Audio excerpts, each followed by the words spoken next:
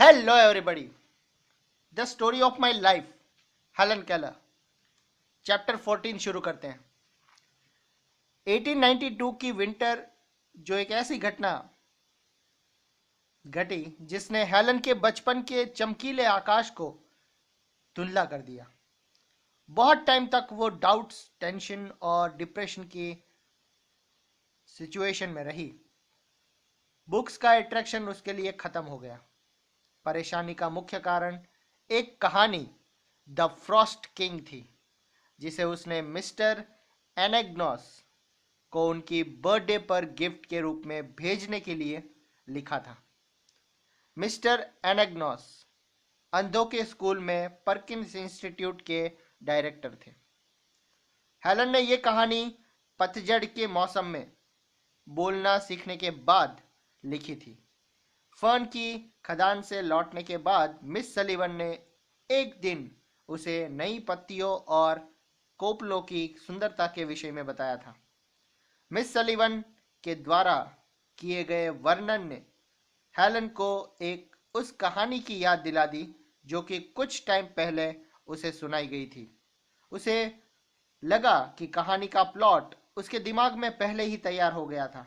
वो तुरंत उसे लिखने बैठ गई, जिससे कि विचार दिमाग से फिसल ना जाए, चला ना जाए। वर्ड्स और पिक्चर्स उसकी पेन से इस तरह से निकले जैसे कि वो उसकी उंगलियों से सिरों पर ही बैठे हैं। उसने कहानी सिर्फ मिस्टर एनेग्नॉस को खुश करने के लिए और अपने दोस्तों के सामने ये बताने के लिए लिखी थी कि वो उस काम को करने के लिए कितनी एबल थी, जो बहुत से लोग करने की सोचते हैं लेकिन बहुत थोड़े ही उस शब्दों को ठीक करके उसे लिखने में सक्षम हो पाते हैं।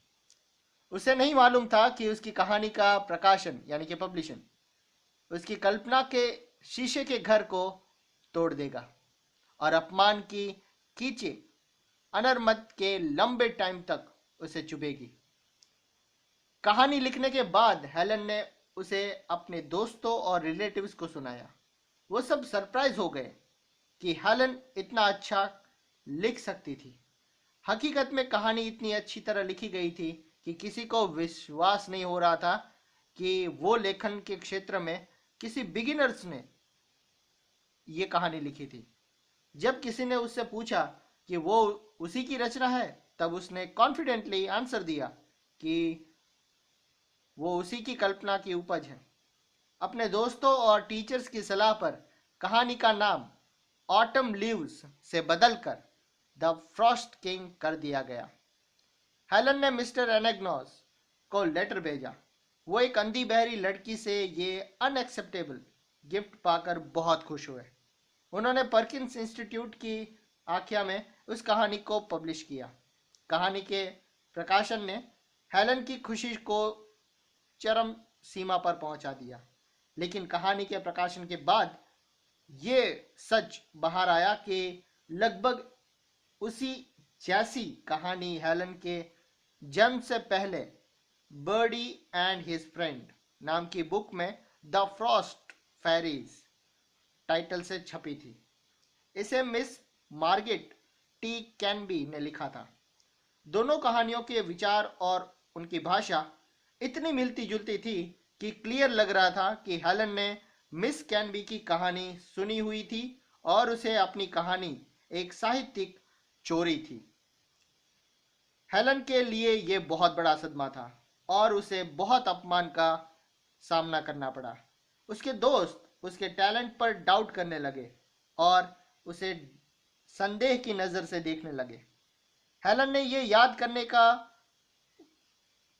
प्रस्ताव और संभव सारी कोशिश की कि यह स्टोरी उसने मिस कैनबी की कहानी कभी सुनी थी, लेकिन उसे याद नहीं आया। मिस्टर एनेग्नॉस सबसे ज्यादा परेशान थे कि लेकिन उन्हें हेलन की मासूमियत पर भरोसा था। इस दुखद घटना के कुछ दिनों बाद हेलन वॉशिंगटन के बर्थडे सेलिब्रेशन में भाग लेने गई। सेलिब्रेशन की पहले की रात में एक टीचर ने उसे द फ्रॉस्ट किंग के बारे में क्वेश्चंस पूछे। हालांकि हेलन ने जोर देकर इस बात को नकारा कि उसने कभी भी मिस कैनबी की कहानी को कभी नहीं सुना था, लेकिन उसके साथ हुए बातों से टीचर उस कंक्लूजन पर पहुंची कि मिस सलीवन ने हेलन को यह कहानी सुनाई होगी। हेलन को वो कहानी याद रह गई होगी जिसे उसने द फ्रॉस्ट किंग टाइटल से लिख दिया था। अब मिस्टर एनाग्नॉस को विश्वास हो गया था कि उन्हें धोखा दिया गया था। उन्होंने हेलन के अनुरोधों और मासूमियत के दावों पर कोई ध्यान नहीं दिया। उन्होंने भी ये डिसाइड किया कि मिस सलीवन और हेलन ने मिस कैनबी की कहानी चुराकर हेलन की अपनी कहानी के रूप में उन्हें प्रभावित करने की और उसका समर्थन पाने के लिए उनके सामने प्रेजेंट कर दी थी।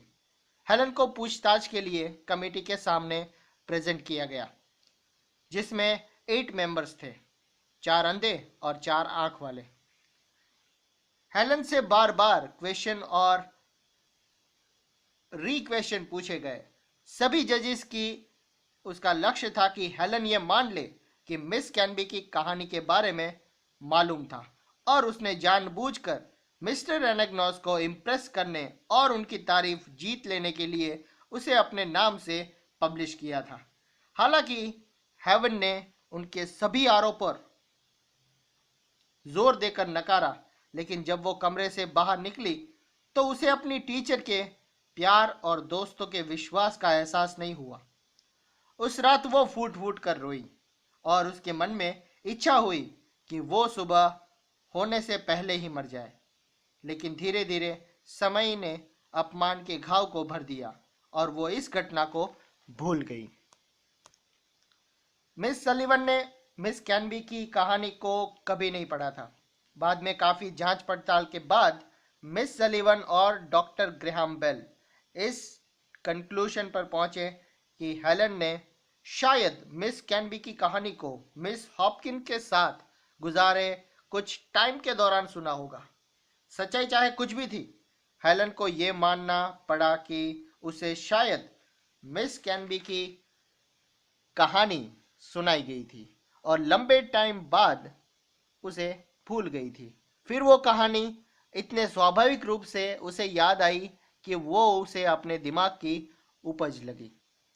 इस घटना के बाद बहुत लोगों ने हेलन को प्रेम और सहानुभूतिपूर्ण लेटर्स लिखे। मिस कैनबी ने भी उसे लेटर लिखा कि वो भी फ्यूचर में एक महान किताब लिखेगी, लेकिन हेलन ने बहुत लंबे टाइम तक कुछ भी नहीं लिखा। बाद में उसे एहसास हुआ कि उसने हकीकत में मिस कैनबी की कहानी पढ़ी थी, क्योंकि उसने उस कहानी के कुछ दूसरे विचार और वाक्य अपने लेटर्स में यूज किए थे। रियलिटी ये थी कि टाइम बीतने के साथ उसने कहानी को इस तरह से याद कर लिया था कि वो अपनी रचनाओं में उसे उस तरह से ही यूज में लेती थी। वो अपनी रचनाओं में जैसे जो विचार, जो वर्ड्स उसके खुद के हो, ऐसा लग रहा था। इस घटना में हेलन फेमस निबंधकार और नॉवेलिस्ट के विचारों को मिलाया करती थी। वो कहती है कि एक यंग राइटर स्वाभाविक रूप से जो भी उसे अच्छा लगता है उसकी कॉपी, उसकी नकल करना चाहता है। बहुत लंबे टाइम की प्रैक्टिस और एक्सपीरियंस के बाद ही वो अपने विचारों को अपनी लैंग्वेज में एक्सप्रेस कर पाती है। हेलन ने एक्सेप्ट किया कि अभी उसने उस सिचुएशन को प्राप्त नहीं किया था, लेकिन उसने हार बिल्कुल नहीं मानी है। उसका विश्वास था कि अगर दूसरे उससे पहले सफल हुए थे तो वो भी सफलता को जरूर प्राप्त करेगी। इस घटना ने उसे लेखन की प्रॉब्लम्स, राइटर्स की प्रॉब्लम्स से परिचित करवाया, लेकिन इसके परिणाम स्वरूप उसने एक अच्छे दोस्त मिस्टर एनाग्नॉस को खो दिया। हेलन की book the story of my life के प्रकाशन के बाद मिस्टर एनाग्नॉस ने उसे लिखा कि जांच कमेटी के सामने उन्होंने अपना वोट हेलन के पक्ष में ही दिया था। 2 साल तक मिस्टर एनाग्नॉस को विश्वास रहा कि मिस सलीवन और हेलन बेकसूर थे, लेकिन बाद में उन्होंने अपना ओपिनियन बदल लिया। हेलन ने द फ्रॉस्ट किंग से रिलेटेड इंसिडेंट का वर्णन इसलिए लिखा है क्योंकि ये उसकी लाइफ और एजुकेशन के लिए इम्पॉर्टेंट था। उसने ना तो अपना बचाव किया और ही किसी दूर और ना किसी दूसरे पर ब्लेम किया।